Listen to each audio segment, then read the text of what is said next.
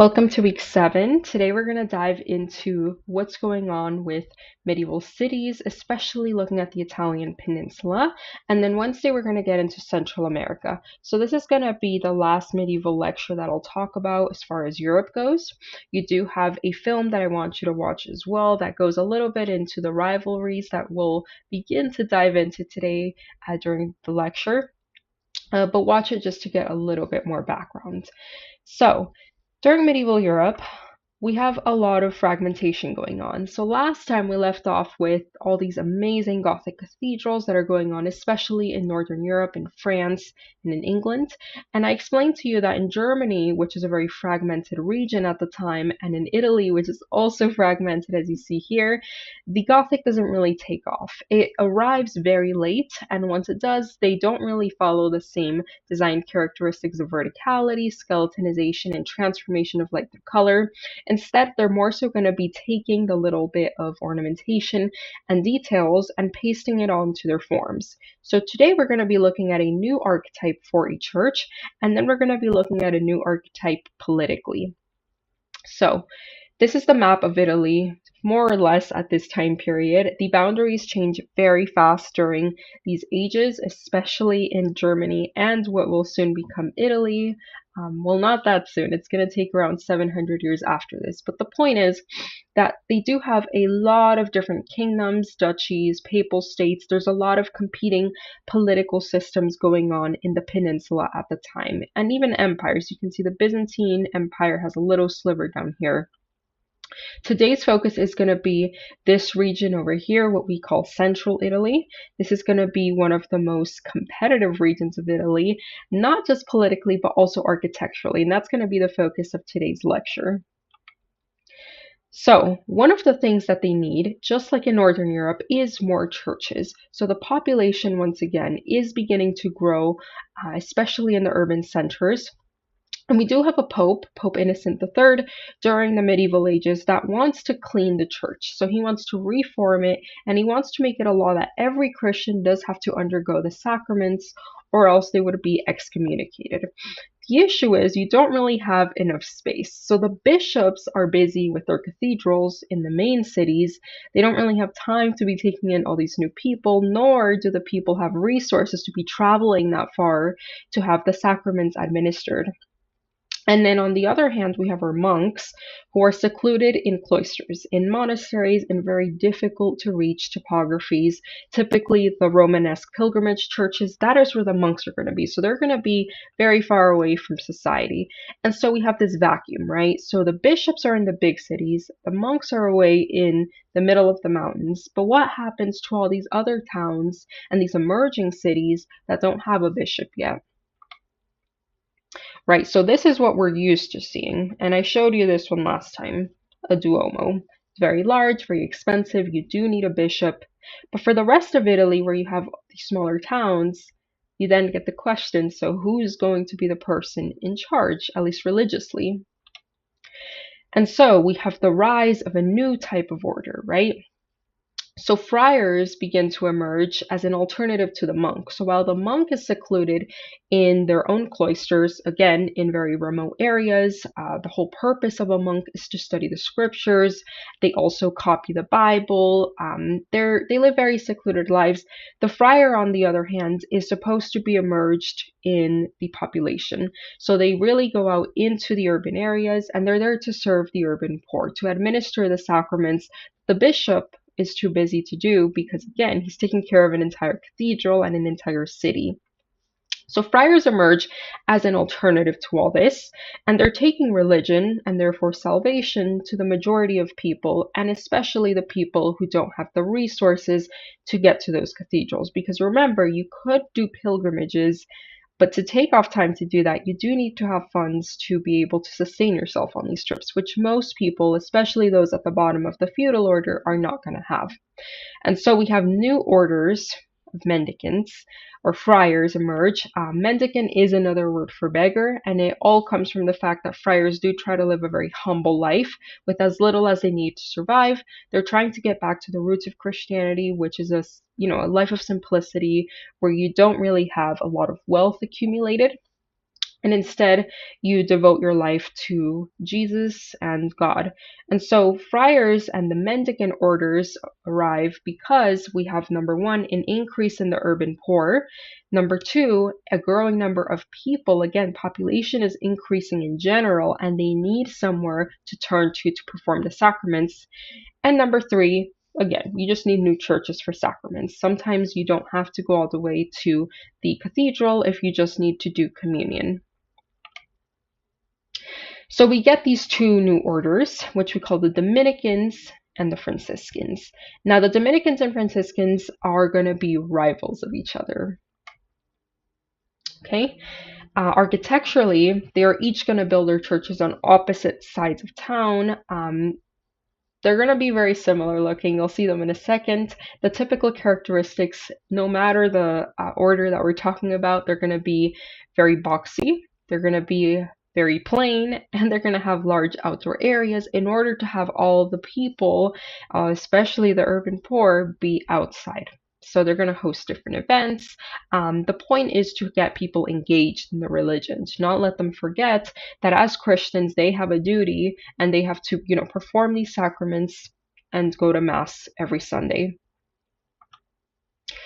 So a typical mendicant church is going to look like this. You can see that it's very different from the Gothic cathedrals that are happening simultaneously, which are very tall, skeletonized. The amount of decor and decoration is incredible compared to this, which is very plain.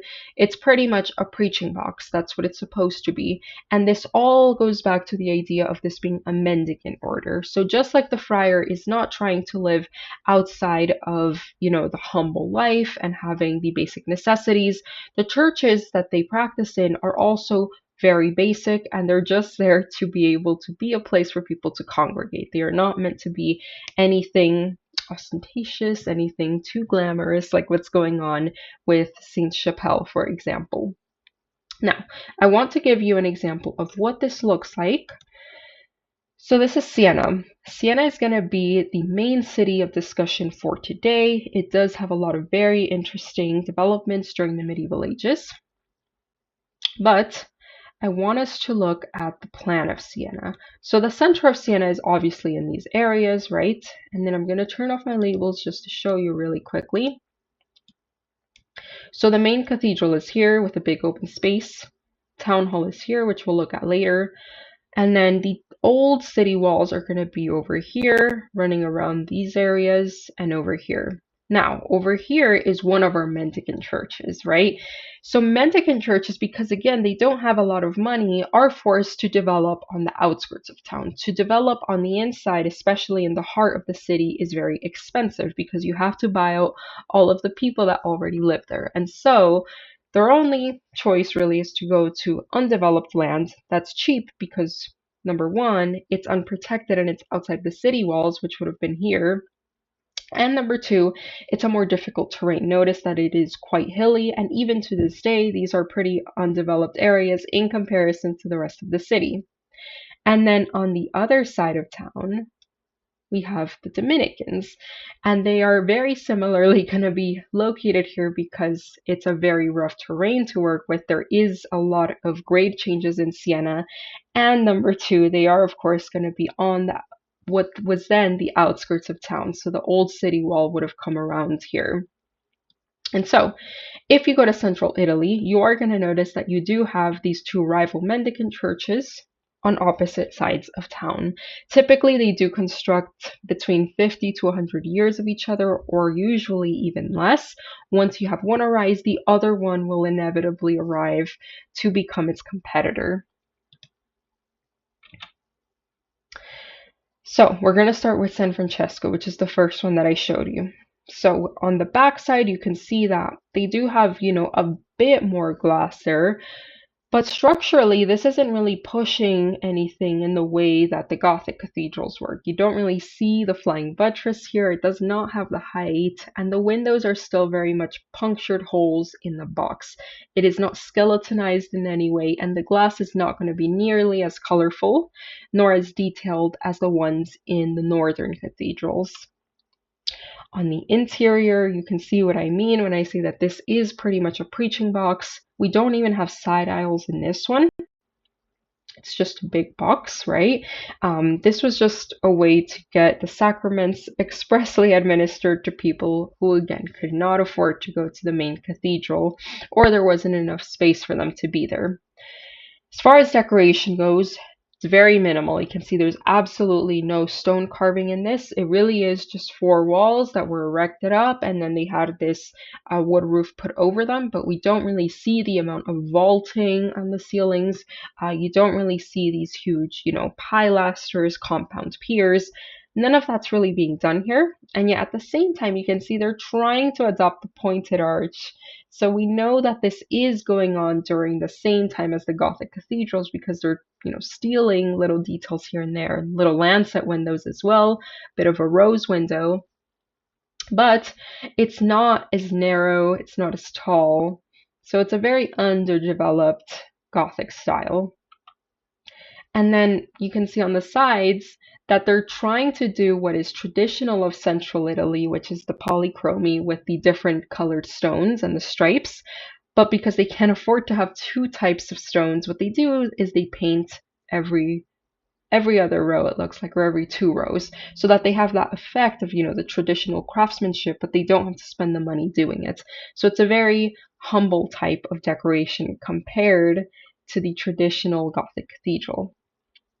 So that was going to be over on this side, and then we're going to hop over to Saint Domenico right now, which you can see pretty much looks exactly the same on the outside. It's a brick preaching box, has its campanile bell tower, just like all cathedrals in Italy do. It might have a little bit more detail, you can see, because this one is slightly taller. The buttresses do get thicker towards the bottom, but you still don't really need flying buttresses. It's nowhere near as tall. Its facade is very plain. Again, punctured windows versus skeletonized structure.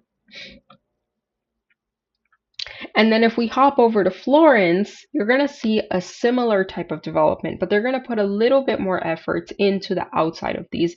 Usually the exterior of a lot of these mendicant churches was going to be redone later down the line, either in the Renaissance or during the 1800s.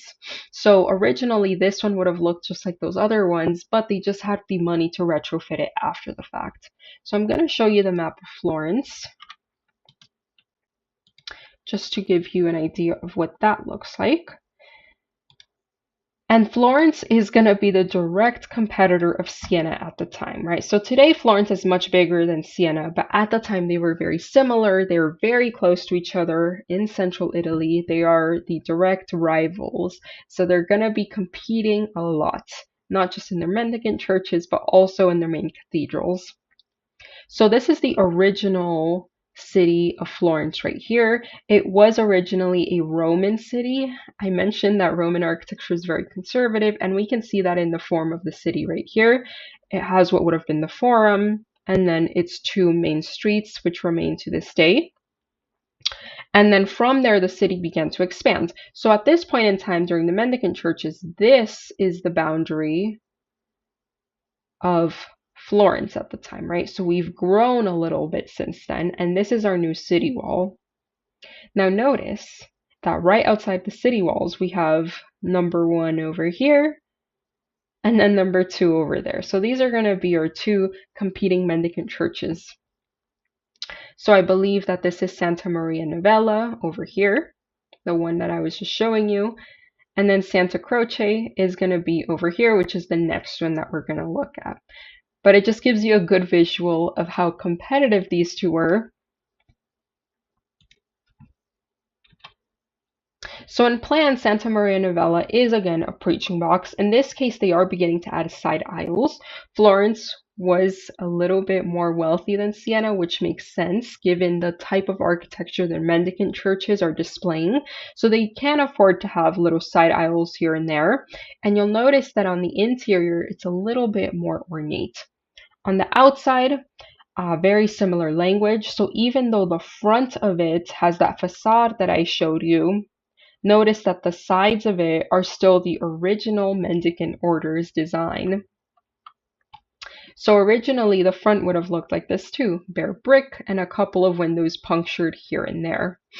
You can see that in this case they do have a more marked entrance with polychromy. And again, notice that they're trying to adopt that pointed Gothic arch, but they're not really pushing it in the way that France was. The Lancet window makes an appearance, the Rose window makes an appearance, but they're not nearly as developed. This is the back side of it where the apse would be. And then on the interior, we can see that this is much nicer than the ones we just saw in Siena. So in this case, we do have a bit of groin vaulting going on up here. Once again, we do have a bit of a pointed arch going on here. We do have polychromy with the different colored stones. In this case, they are also painted. But we can see that we do have, a bit of a compound pier here. We do have a bit of a Corinthian column. Being used incorrectly, of course, because it is not carrying an entablature or a horizontal element, it's carrying an arch. But in essence, you can see that it's still a box, right? So the side aisles aren't really much shorter than the main aisle. The nave isn't really as pronounced. You do have little windows up here just to give it a little bit more light. It isn't as dark as the one in Siena. But it is still very plain in comparison to even the Milan Duomo, which is considered a Gothic cathedral. So this is still a more humble option than the typical cathedral that is being done in Italy at the time. So they're doing very simple moves like having these different colors on the floor to add more decoration to it. This would have been Santa Maria Novella during a typical medieval feast. During this time period, their calendar did revolve around the church and the different holidays dedicated to different saints, Christmas, Easter, all of that was huge at the time, and they would have hosted a number of events in the space in front of it, which is why it's important for mendicant churches to have big open plazas right in front in order to engage the people, to give them something to be entertained with, and to drive them closer to their religion. Now on the other side of Florence was Santa Croce, which we see right here. Attached to it is of course the space for the friar, but you can see that in plan it is also very much a box. It is a preaching hall. This is not a Latin cross cathedral, it's a box.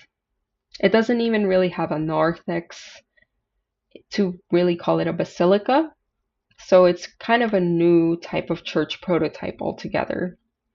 On the facade, once again, we see that they later redid it and they gave it a nice facade, probably in order to compete with Santa Maria Novella, which also got a nice facade later down the line.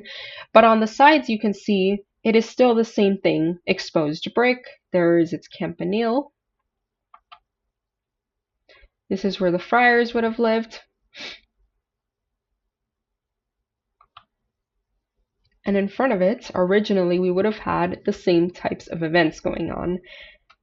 So this is the original facade of Santa Croce, which you can see is a lot plainer. It still has the striping, right? So we can see that they're trying to do that here as well. Eventually, they tried to make it nicer, which is why they redid that facade. But in essence, it's going to be the exact same thing. An open space and an area to engage the people and bring them back to the religion. On the inside, Santa Croce is a little bit more simple than Santa Maria Novella.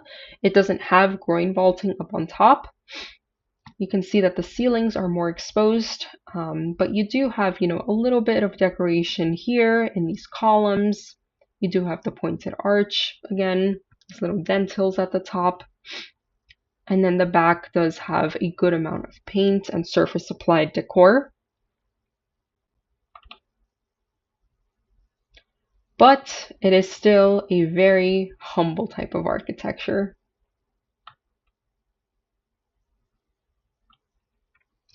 Now, those are the mendicant churches that are being done at the time, all very plain boxes. This is the Siena Duomo. So in Italy, instead of saying cathedral, they say Duomo. Typically, they call it that because In Italy, their cathedrals have domes placed over the crossing, which you can see is going on right here. And during the Renaissance, we're going to see that when they finish the one in Florence, they do have Brunelleschi's Duomo completed. So that's why we call the ones in Italy Duomos, but they are basically cathedrals. Now, right away, you can tell that this is not a Mendicant church. This is very much a cathedral. So it's much more detailed. You can see the amount of work. The craftsmanship takes a lot more money. The campanile, this is actual different colored stone. This is not paint. So they are actually using the true polychromy technique here. Notice that the lancet windows are much better developed. Perhaps not to the level of Northern Europe, but definitely better than what the Mendicant orders are doing. From the hills, you can see that this is the tallest building. It is absolutely enormous. Look at the size of that Duomo.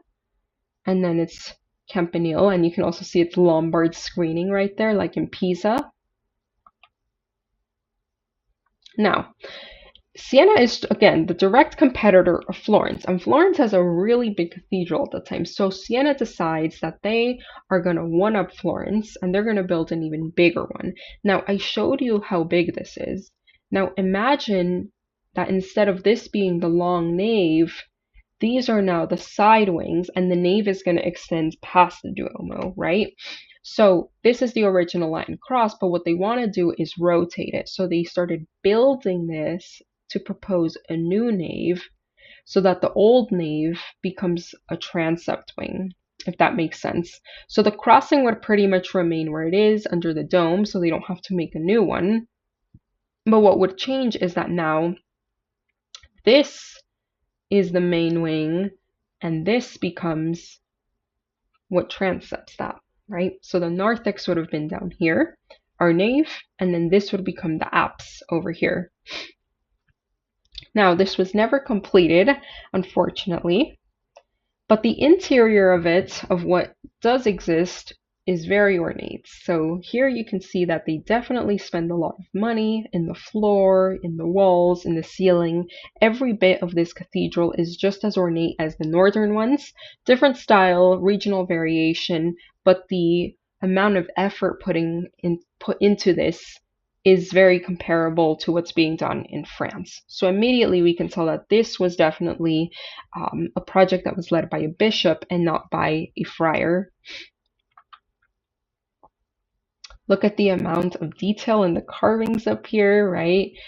All of these are, glazed tiles. They are painting up here. They're inviting master sculptors, painters, people to make frescoes, artisans. They do have stained glass in this case, stonemasons.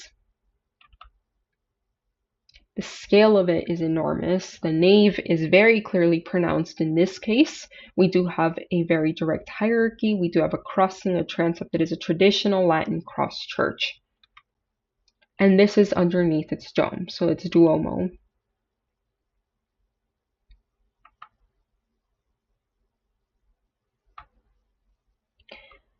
Now, as I said, Siena's new extension was never completed. And so today we have the remains of what would have been the Siena Cathedral's new nave, but it was never finished. So this would have been the front of it. I'm going to show you on Google Maps so you get a better understanding of what I'm saying. So once again, just to give you the full context of the lecture, this is the first city we looked at. This is San Francesco, St. Domenico.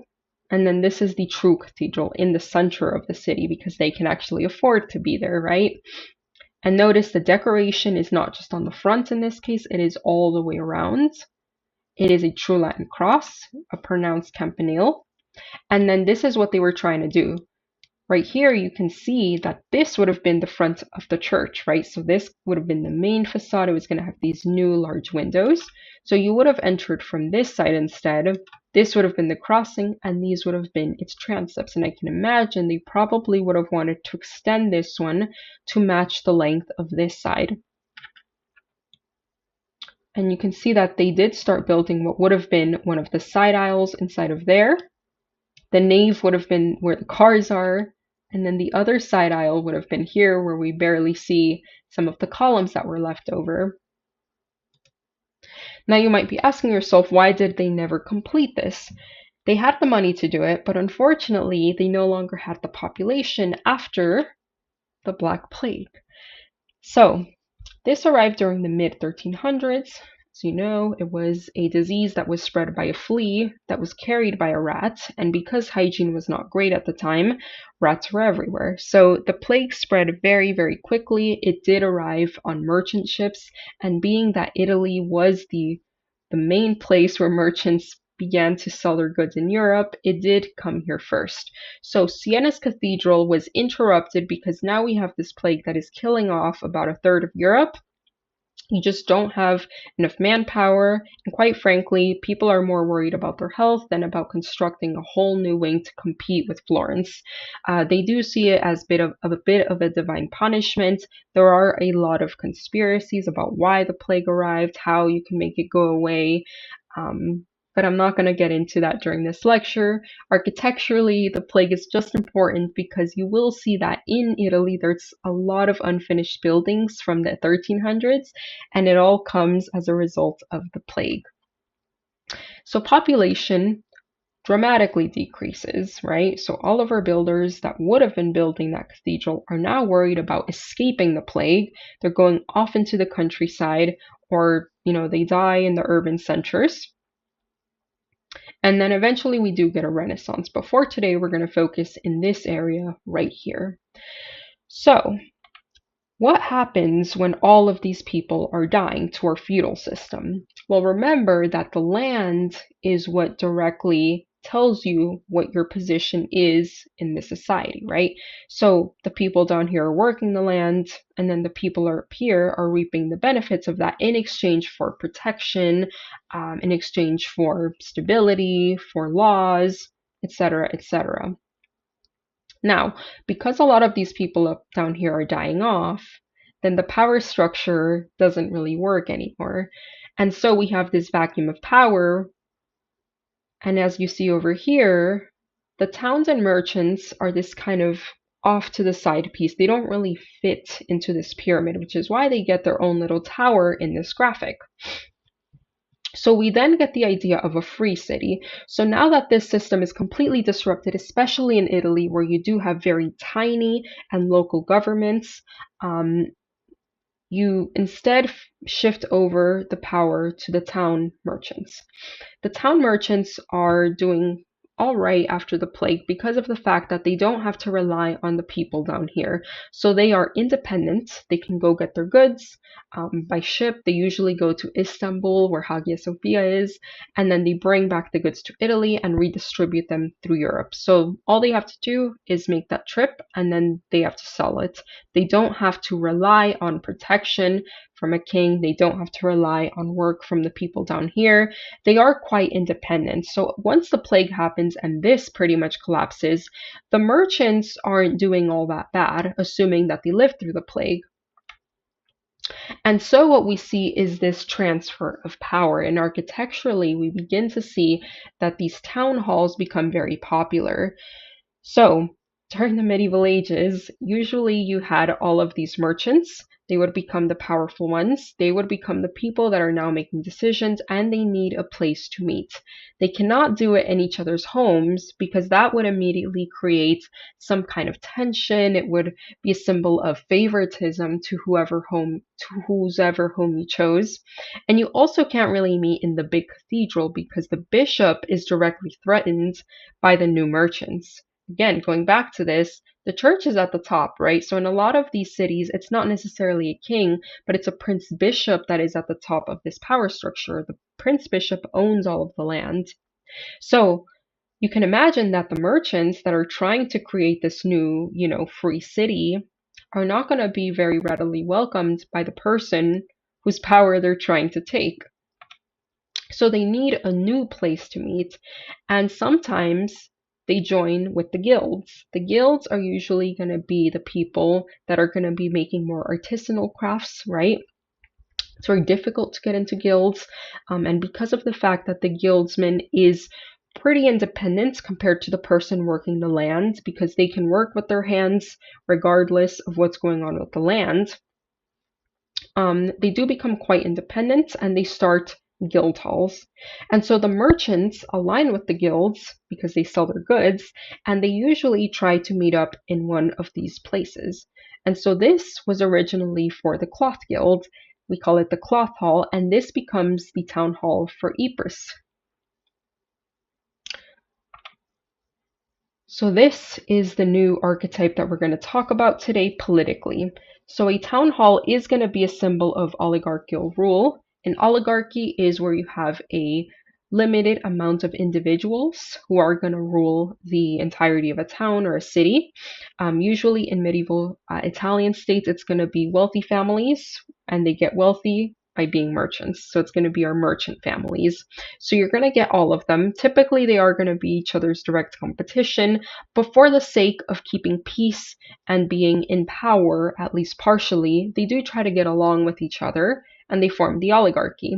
And to meet, they do decide to build these new town halls because eventually, once you have enough power, enough people, it does begin to show favoritism if you choose the cloth guild or the stonemason guild. So you have to build a whole new one that is neutral ground. Depending on the region, these town halls are going to have different names. So in English, in England, it would be the town hall, but in Italy, it's going to be your Palazzo Pubblico or the public palace.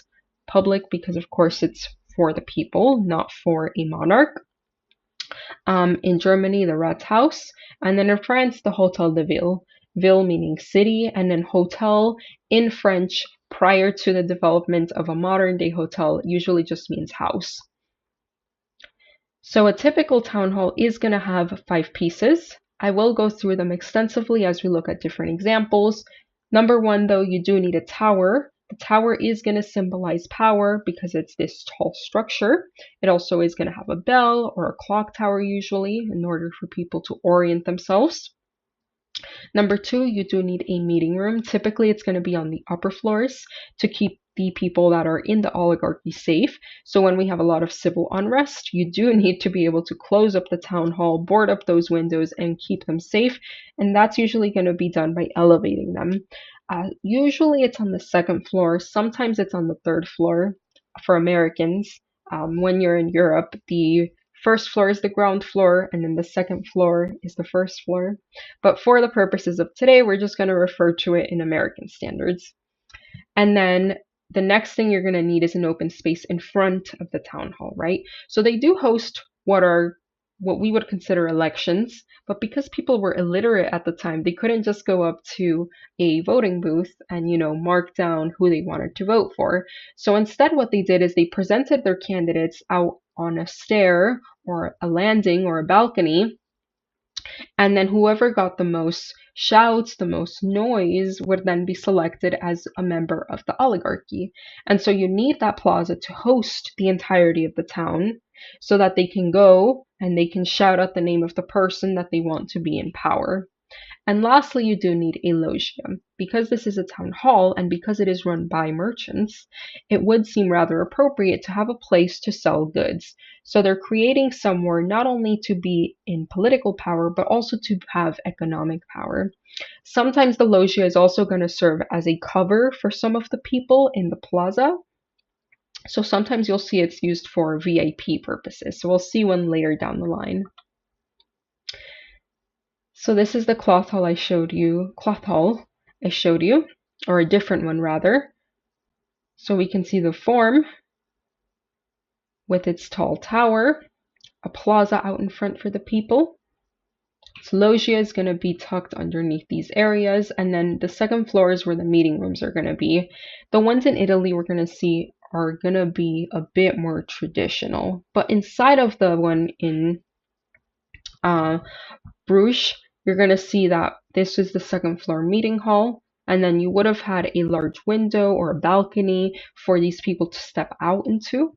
So the people at the bottom in the plaza would have seen them, and then they would have shouted their name, and that's how their elections were administered. So it's the first time that we really see the rise of kind of a new democracy since Greece. But again, it's only men, and you do have to be quite wealthy and a merchant, so it's not really a full-on democracy. But at least if you are someone that lives in that town, you can at least vote for your favorite merchant to be in the oligarchical rule. This one is in Germany, a Rathaus. So we can clearly see the development of all the pieces here. So we have a bit of a tower, right? So in this case, it's tucked into the building itself. We have a second floor meeting room. Usually it is marked by a large window or a balcony. In this case, we do get a large window, so we know where they're meeting, right? So it's a bit of transparency in architecture. Over here, we have the staircase with the balcony. So this is where we would have had the candidates stand. And this over here is where we would have had the public voting. Underneath would have been the loggia for the merchants. And that, as a whole, would be the new center of government. So now, again, that there is no king, and that there isn't really a prince bishop that's in charge, this would have marked the center of the city. This is the interior of the Rathaus. You can see that they're using very traditional, vernacular German architecture. Like I said, Germans love to paint their ceilings, and we can see that even in the Rathaus. And they also have a plethora of really rich forests, which is why most of it is made of wood. But again, this is happening simultaneously with some Gothic cathedrals, so we do see a bit of Gothic detailing here and there, even if the archetype is completely new. In Italy, we're going to get this form, which is a Palazzo Pubblico. Now in this one, we can see all of the main parts, right? So we can see its tower, its loggia down here for the merchants, its plaza for the people, second floor meeting room, and you can see that it does have a special window because it does have this gable roof on top of it, a balcony for the candidates to come out, and then the entrance would have been over here. This one is in San Gimignano. The loggia for the merchants.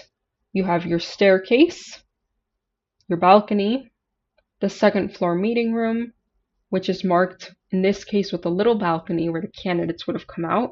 And then we have our open plaza and its tower, which is on this side. Sorry. Towers are going to be very important for Italian city-states. So we're going to see that the town hall is especially going to be worried about their tower because of the fact that at this time it was considered a status symbol. So if you think about the times of Romeo and Juliet, the story, you do have these two families that are competing with each other. They are pretty much each other's arch nemesis. And in Italy, that was something that was incredibly common at the time. So again, once you have that power vacuum, now you have all these different merchant families. And although they are trying to work together in the town hall, they're still going to have their individual residences in which they operate from. So sometimes they're bankers and they're going to run it from their own house. Sometimes they're going to sell a specific product and they're going to sell it from their own house. So they're going to create these compounds that are going to be their private sectors of power, and they're going to want to mark those with their own towers. So here you see two of them in Bologna, in Pavia, another Italian, central Italian city, and in San Gimignano. This is one of the few cities we have where the original towers continue to stand. So I just want to give you a really quick tour of it so you can see them. So you can see the amount of towers, and we would have had more originally during the medieval era, but all of these would have marked the sites of important merchant families. The shorter ones would have been made earlier, and then as time progresses, they want to essentially one-up their neighbors. So they're competing with each other, and their tower is a direct symbol of how much power they have in the city. The taller you make it, the more power you have. This is a image that is in San Paolino in a west transept, and this shows you the city of Lucca. So Lucca at the time, you can see, is having a very similar scheme with all of these towers of the competing families. But Siena begins to take a different approach. So this is what was once a family tower that would have been a lot taller, but Siena decides to chop it at the 4th level. So it gives it this little gable. Nowadays it is a home, but this is an example of another one. They are all chopped off at level 4, which is considered appropriate enough to defend themselves. And that's because they want to create more power for the Palazzo Pubblico. So here's another one that gets chopped off. So today, if you look at Siena, this is the Duomo we looked at earlier with its unfinished facade, and that's going to be its campanile. And then over here, we can assume that's the town hall, right? It's the second tallest. And you can see that there's little towers here and there if you look closely at the image. There's one here, another one here, another one there.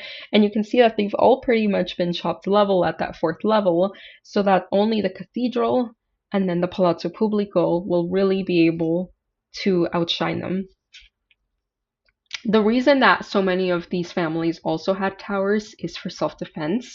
So when things got heated and you had to go to war with your rival clan, you would be able to defend yourself, and it was kind of a mini fortress, right? So you would close up the windows, and that's why the window walls or the fenestrations were very minimal, so that you could easily block them off in case you were being attacked.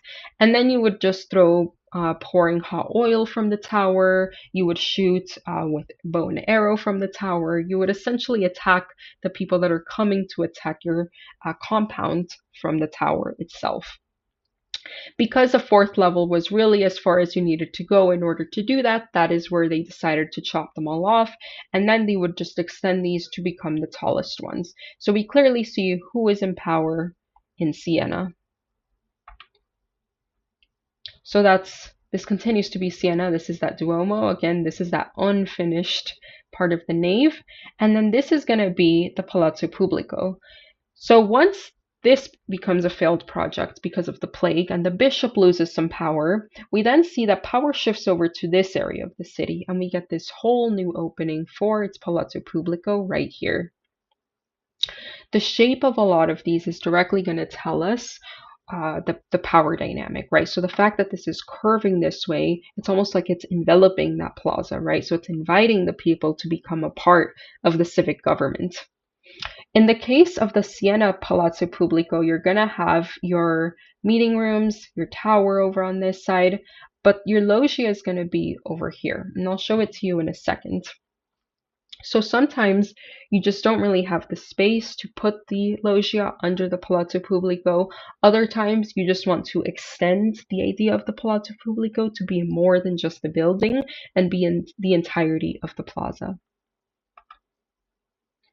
So this is what it would have looked like during medieval ages, and you can see that at this point in time they still haven't really chopped off the other towers in Siena. So these, have been chopped off for now, which is why they have that gable top, but all of these have yet to be cut down. So you can see that they're almost directly attacking what is the town hall. They are trying to be a competition for it in the same way that today the skyscraper is a competition for the company that builds it. And this time it was their compound towers. Now out in front, you can see that they're hosting civic events. So these aren't necessarily religious. These are going to be more of what the type of thing that the Romans would have hosted in amphitheaters, right? So animal fights, sparring, jousting, that type of thing. You would have had public hearings here. Sometimes the Palazzo Pubblico was even used as a court, as a jail, as a prison. So think of all the civic things that a city hall would do today. That's pretty much what was going on in here. So this is what it looks like today. So there is its tower. Originally, this would have been the balcony. So if we go back, you can see that there's people at the top of this right here. So that would have been where you would have had your merchants or your officials come out to be voted for.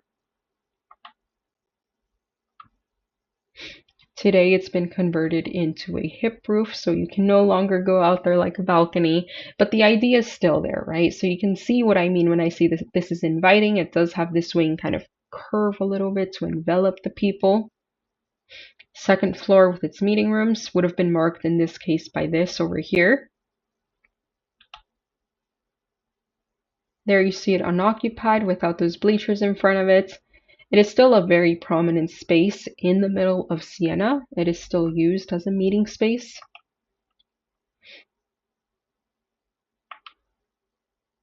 And then if you were to turn back around, this is what you would see on the other side, right? So you can see that it's a large area with these very narrow openings. And then if we go into what that looks like, right? So this is the entirety of it. It's open. You see the traditional medieval grid, which is very tightly knit, beginning over here with these very narrow streets. Now, the one element that was missing from this, I told you, is the loggia, and that's because its loggia is located right here. This is going to be called the loggia mercantile, mercancia, which just means merchandise in Italian. And you can see that even today, it is full of commerce. So people are still selling their things under the loggia even to this day. So it continues to be a very important archetype. And as we come around to the other side, there you can see the true manifestation of the typical loggia with its arcading. So this is an archetype. The loggia alone is an archetype that we will see repeated in the Renaissance. It pretty much stems from the idea of the agora with its stoa. Remember, the stoa was this arcaded multifunctional space where you had people sell things. And then during Roman times, we had these arcaded forums where you also had merchants assemble their pieces. During medieval ages, we're going to call it a loggia, but it's all pretty much the same concept. So this is that same loggia from the backside. You can see they're putting a little bit more effort into it, so we immediately know that this is the main shopping center where these powerful merchant families would have been set up. And now we're going to hop over to the rival city. So back to Florence, which I showed you just a couple minutes ago. So this again is the original Roman grid of Florence. This would be Santa Croce, Santa Maria Novella. But today we're going to be focusing on this area over here, the Palazzo Pubblico. Now notice that the church fits very neatly into this grid, right? So it tells us that this was here first. But notice that the Palazzo Pubblico doesn't necessarily fit into that original square, right? So it tells us that it showed up after the fact. So next semester, when you take AED 202, we're going to learn to study city forms, and you're going to see how the way in which things are positioned in the original grain of the city tells us a lot about the story of who was in power and when. So right here, it's Palazzo Pubblico. This is a close-up. So originally, we can imagine this would have been an open space. And notice that the Palazzo Pubblico, in this case, the Palazzo Vecchio, that's the name of it, notice how it encroaches in on that space, right? So it's almost like it wants to impose itself into that plaza. It wants to be the main thing that you really look at, which immediately tells us that this is who was in power during these years. Its loggia, rather than being underneath it, you can see is located adjacent to it. So in this case, the loggia is a place for the VIP people to be able to vote. So the merchants who were not being part of the council at the time could come here and they could wait under this nice shade, away from the sun, away from the rain, away from the rest of the commoners. You can see it even has a couple of steps, and they would have been voting from this area. Very beautiful sunset image, but all of the elements are once again here. So we have our tower, again, tallest point next to the Duomo. We have our plaza, there is our loggia, our second floor, and then our balcony. So that would be what is being marked by those flags right there.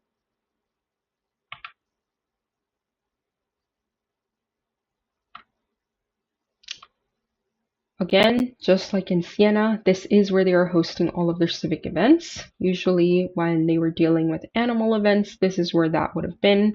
But it was also used for other purposes, especially public hearings. Sentences were also administered in this space.